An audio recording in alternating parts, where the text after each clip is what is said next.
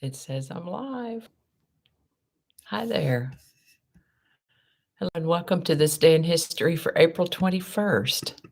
April 21st is the 111th day of the year in the Gregorian calendar, 112th in leap years, with 254 days remaining to the end of the year. I have the script up, but I didn't get the word for the day, so let me just grab that right quick on this other device. Oh, let's see here.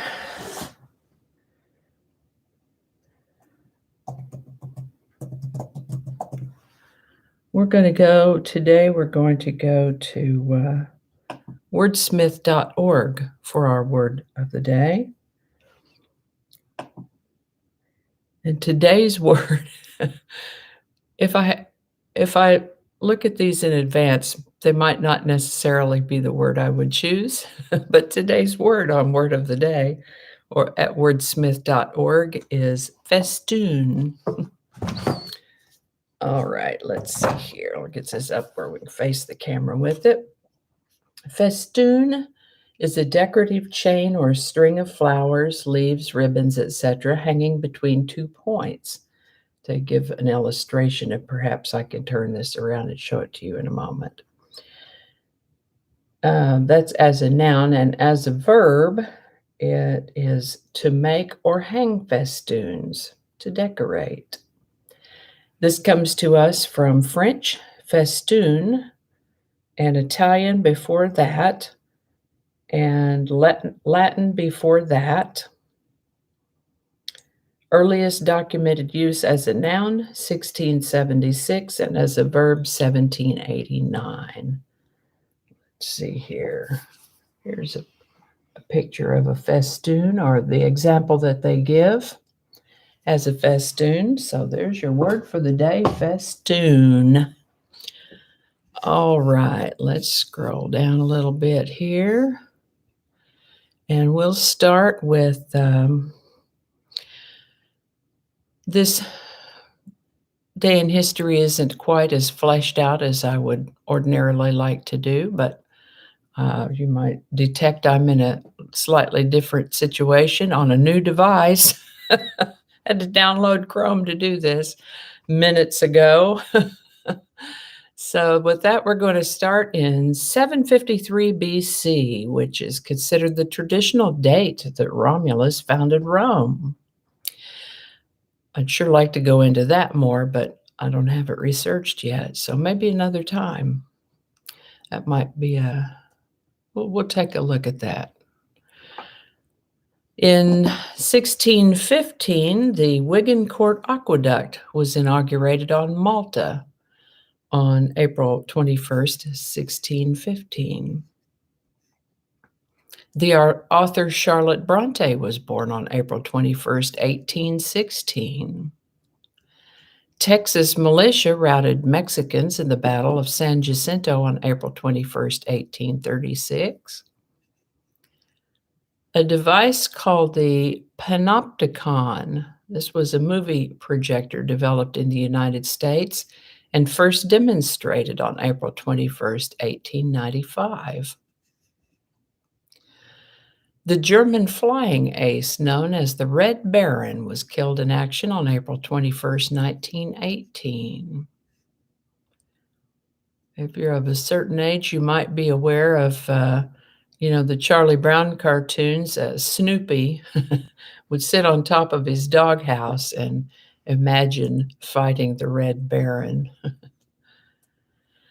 Secretary's Day was first celebrated on April 21st, 1952. Secretary's Day has graduated to Administrative Professionals Day now. So if you're a boss, do something nice for your administrative professional or secretary if you're old school. The Seattle World's Fair opened on April 21st, 1962. This was the first World's Fair in the United States since World War II. I didn't know that. On April 21st, 1967, General Motors celebrated the manufacture of its 100 millionth American-made car. Took a little digging to find out, but turns out it was a Chevrolet Caprice. On April 21st, 1973, a song called "Tie a Yellow Ribbon Round the Old Oak Tree" topped the U.S. pop charts and created a cultural phenomenon.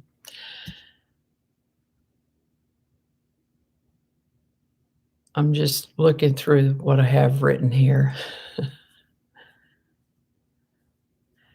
If you're not familiar with that song, look it up and listen to it. It's a story song.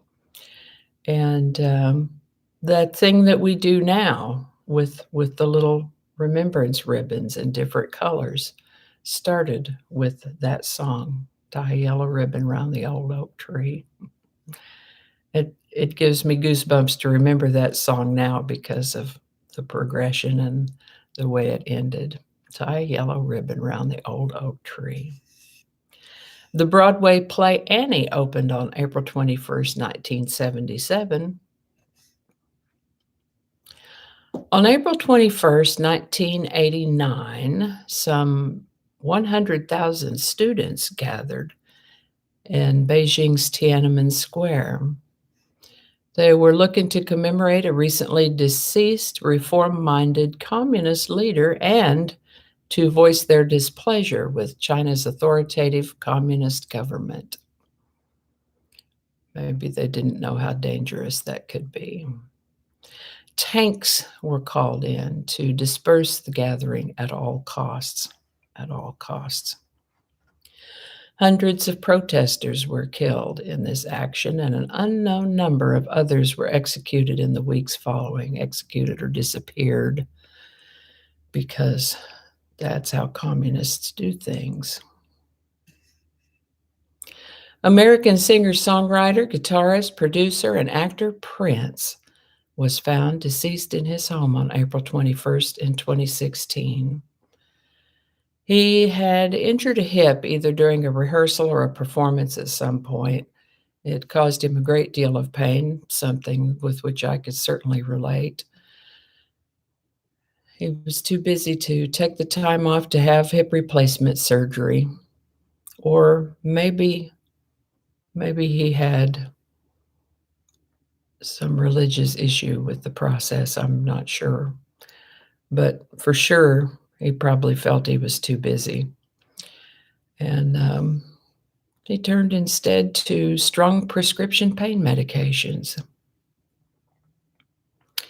And so it is that on April 21st, 2016, he was found dead in his home from an accidental overdose of fentanyl, and he was only 57.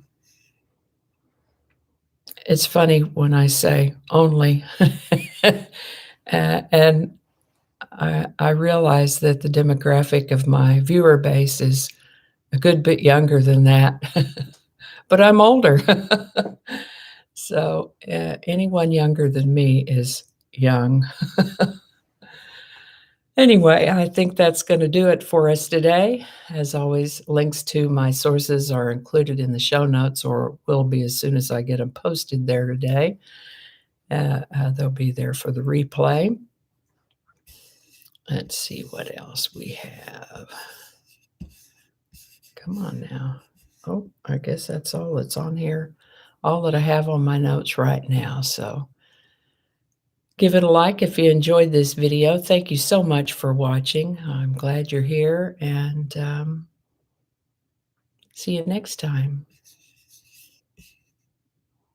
Now we go to the thank you very much button, and thank you very much.